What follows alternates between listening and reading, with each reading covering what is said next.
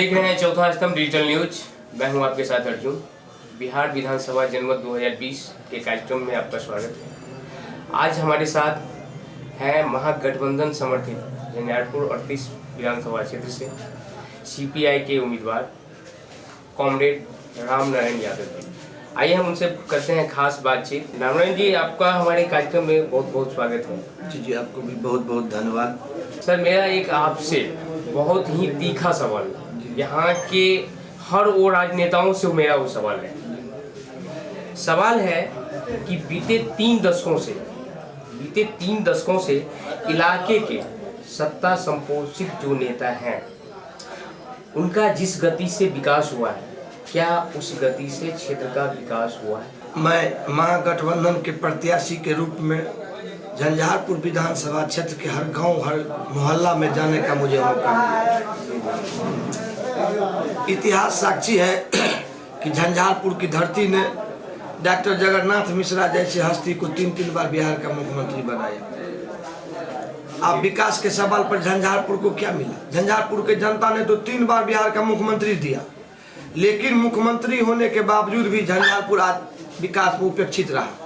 जी, चारों तरफ आप इलाका जाकर के देख लीजिए कि झंझारपुर में न अच्छी सड़क है, न बढ़िया स्वास्थ्य सेवा है, न चलने लायक सड़क है, जल जमाव का जो स्थिति है, बाढ़ का इलाका है। सीधा सवाल है कि ये जो सत्ता संपोषित नेता हुए हैं, उनका जिस गति से विकास हुआ है, क्या उस गति से क्षेत्र का विकास हुआ है? नहीं हुआ है, क्योंकि वो लोग अपने विकास में लगे हुए, विकास में लूट खसोट करके अपना विकास किए हैं। क्षेत्र की जनता पर कोई ध्यान नहीं दिए। क्षेत्र की जनता पर उन्होंने कोई ध्यान नहीं दिया। सिर्फ अपना विकास साक्षी है, क्षेत्र का विकास नहीं हुआ है। भारतीय जनता पार्टी के जो भी वर्तमान प्रत्याशी हैं, इसी झंझारपुर से गन्ना विकास मंत्री हुए। मधुबनी जिला के सकरी, लोहट, रैयाम चीनी मिल का मशीन बेचवा दिए, पाट बेचवा के कमीशन लेकर के चले गए। विकास कुछ नहीं। ग्रामीण विकास मंत्री भी यहाँ से हुए। उन्होंने ही वादा किया था कि हम भेजा को प्रखंड की स्वीकृति देंगे, झंझारपुर के पश्चिम भाग में हम नया एक प्रखंड का निर्माण करेंगे, उसका भी स्वीकृति देंगे, झंझारपुर को जिला बनाने का काम करेंगे। लेकिन उन्होंने आज तक कुछ सब नहीं किया। जब जीतन राम मांझी मुख्यमंत्री थे बिहार के, उस समय में 6 विभाग के कैबिनेट मंत्री थे। एक भी रोज झंझारपुर की जनता की आवाज अगर उस सदन में रखते या कैबिनेट में रखते तो आज झंझारपुर जिला हो गया रहता। आज के क्षेत्र में झंझारपुर एक उभरता हुआ शहर है, आप इसको मानते हैं? झंझारपुर का जो जल जमाव का इलाका है, भविष्य में अच्छा होगा झंझारपुर। वर्तमान में अभी झंझारपुर नारकीय स्थिति बना दिया है। आप एक देख लीजिए कि झंझारपुर विधानसभा क्षेत्र में, पूरे झंझारपुर विधानसभा क्षेत्र में जल जमाव एक बहुत बड़ी समस्या है। जल जमाव के कारण झंझारपुर चमकता हुआ नहीं दिखाई दे रहा है।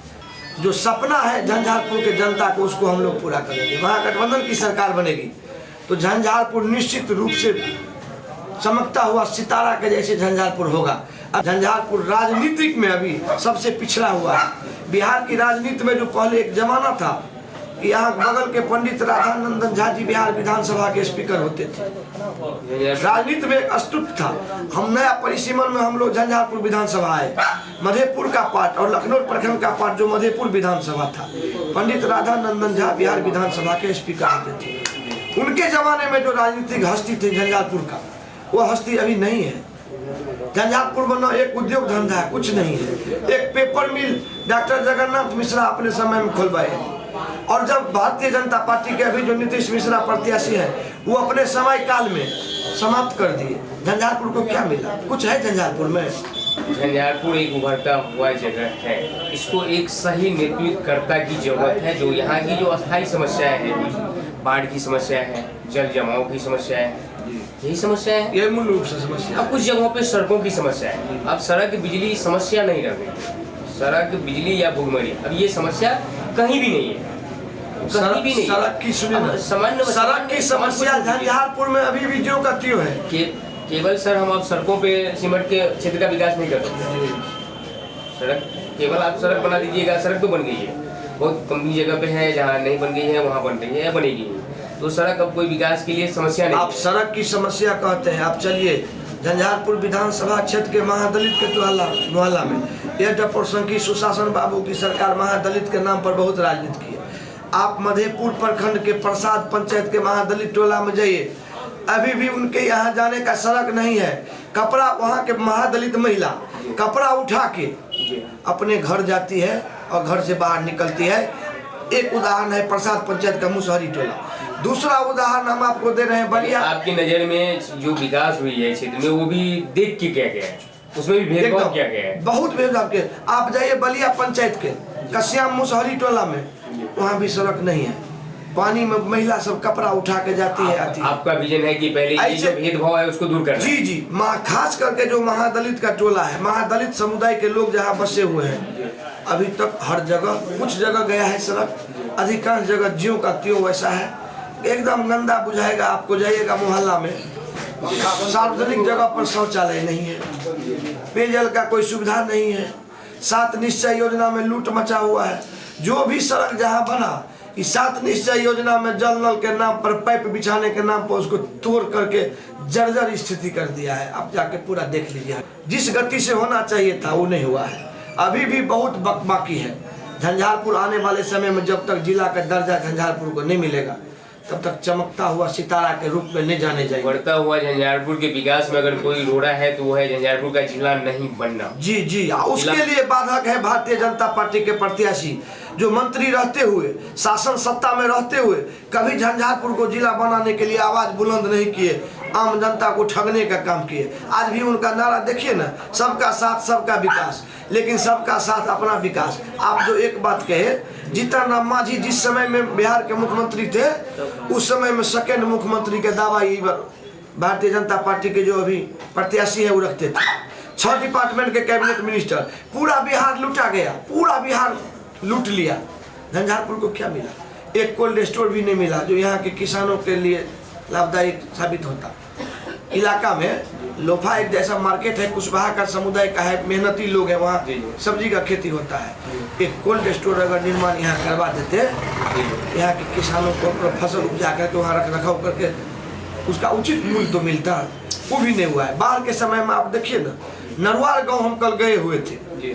आज सबसे विचित्र बात है कि यह महागठबंधन के चुनावी समय में हम लोग जो वादा किए हैं उसको तो पूरा करेंगे ही। यह जो डबल एनडीए की सरकार है, अति पिछड़ा समुदाय के लोग कहता है कि अति पिछड़ा समुदाय की सरकार है।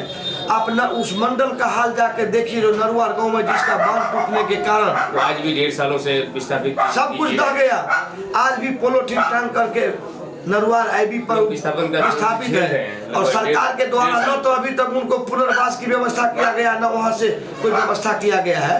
तो इसी से पोल खुलता है। और भारतीय जनता पार्टी के उम्मीदवार लंबी लंबी बात करते हैं, कभी भी उनकी समस्या को लेकर के धरना पर अगर बैठते, अगर समस्या समाधान के लिए, अभी वर्तमान में कार्यरत कितने हैं इस मुद्दा के लिए, कौन आवाज उठाते? चूंकि यहाँ से ही 10 साल मिनिस्टर रहे, झंझारपुर की जनता ने उन्हें मंत्री विधायक बना के मंत्री बनाने का आशीर्वाद दिया, मंत्री हुए। लेकिन आज ललित नारायण जनता महाविद्यालय का हाल देखिए, ललित नारायण जनता महाविद्यालय का कैंपस का हाल देख लीजिए कि जल जमाव से क्या हाल है। आप बगल में केजरीवाल हाई स्कूल का हाल देख लीजिए, क्या उनका शैक्षणिक माहौल है, वहाँ परिस्थिति क्या है जल जमाव का, फील्ड का वो देख लीजिए। बगल में महादेवपुरम टिमरेवाल उच्च विद्यालय लखनऊ प्रखंड में है, वहाँ जाकर जल जमाव का स्थिति देख लीजिए कि बच्चियाँ अगर जाएगी क्लास करने के लिए तो कीचड़ होकर जाना पड़ेगा, पानी होकर के जाना पड़ेगा। आप झंझारपुर विधानसभा के तमाम जितने भी उच्च विद्यालय हैं, महाविद्यालय हैं, सबका परिस्थिति जाकर के देख लीजिए कि जल जमाव के कारण उसका स्थिति क्या है। जब शैक्षणिक कार्यालय आपका सुशोभित नहीं रहेगा तो क्या होगा स्थिति?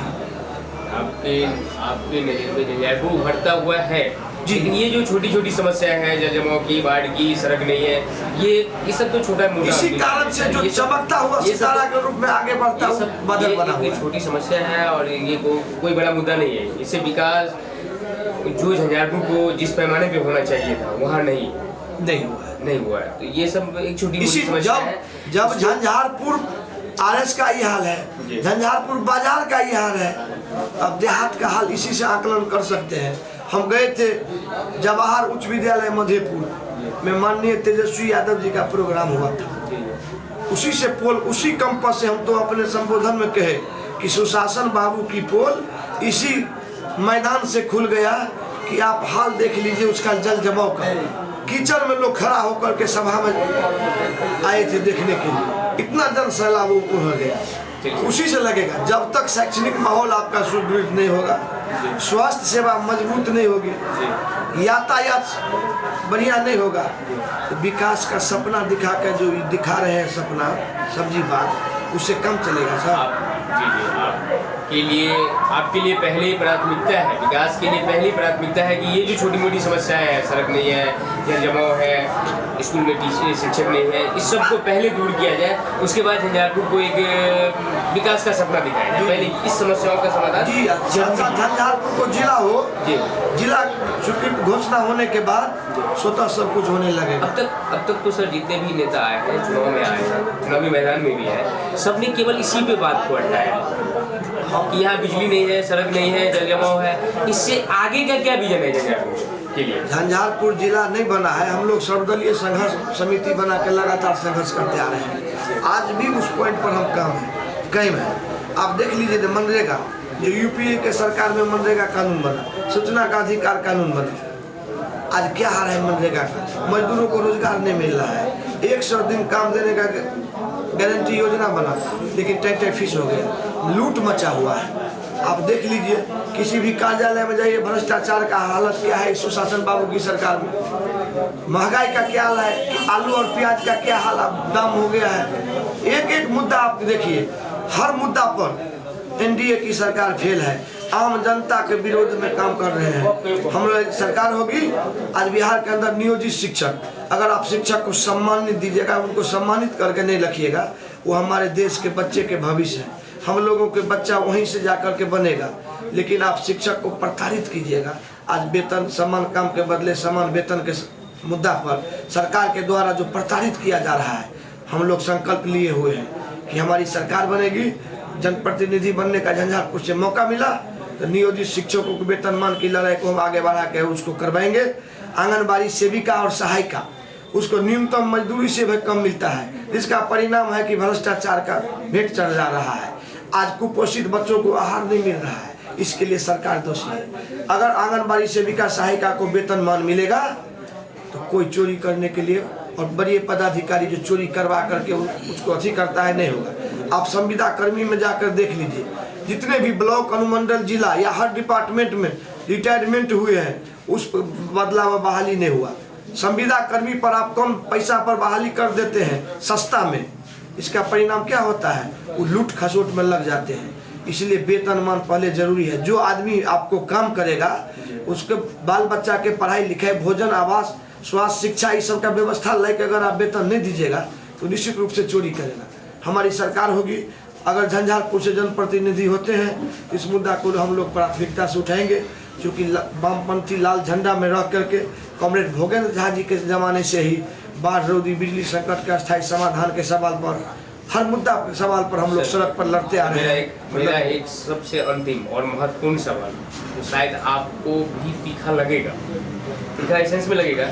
आपकी पार्टी, अभी आपने जितनी बातें की, आप जो मुद्दा, जो बातें आप चुनाव के समय में उठाए हैं या कर रहे हैं, वो तो आपका सदैव रहा है। आपकी पार्टी जो कम्युनिस्ट पार्टी है, उसको एक मान्यता मिली है कि वो गरीब गुरबों के हक और अधिकार के लिए लड़ाई लड़ती है, आंदोलन करती है, धरना प्रदर्शन करती है। ये आप पर एक हिसाब से ठप्पा है आपकी पार्टी के ऊपर, लेकिन चूंकि अब बिहार बड़ा सपना दिख रहा है, अब केवल वो गरीबों के हक अधिकार के पीछे इर्द गिर्द घूमने वाले बिहार नहीं है।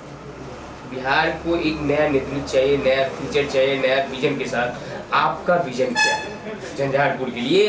गरीबों के हक और अधिकार की लड़ाई बहुत हो गई, आपने हमेशा से लड़ाई लड़ा है, लेकिन आज भी लड़ रहे हैं और चुनाव में भी आप उसी मुद्दों को लेकर आ रहे हैं। तो ये तो सबसे बड़ी समस्या है बेरोजगारों की। जी, बेरोजगारों की फौज यहाँ बहुत लंबी तैयार हो गया है। उसके लिए क्या सरकार के पास अभी तक इस सुशासन बाबू की सरकार, जो एनडीए की सरकार है, उन्होंने बेरोजगारों की फौज को बढ़ाया।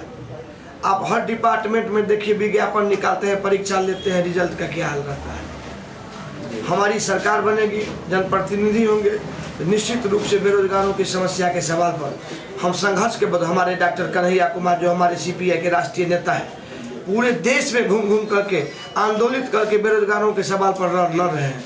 हम हमारे विधानसभा चुनाव में भी डॉक्टर कन्हैया कुमार आए थे, 2 सभा को संबोधित किए, झंझारपुर प्रखंड के संग्राम और दूसरा लोफा बाजार में संबोधित किए।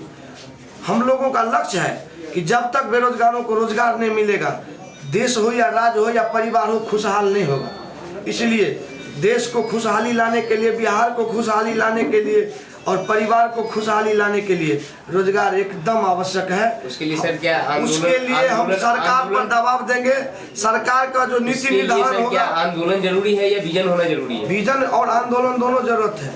विजन भी जरूरत है, आंदोलन भी जरूरत है। विजन होगा नियत, अगर जब तक सरकार का मनसा साफ नहीं होगा तब तक बेरोजगारों को रोजगार नहीं मिलेगा।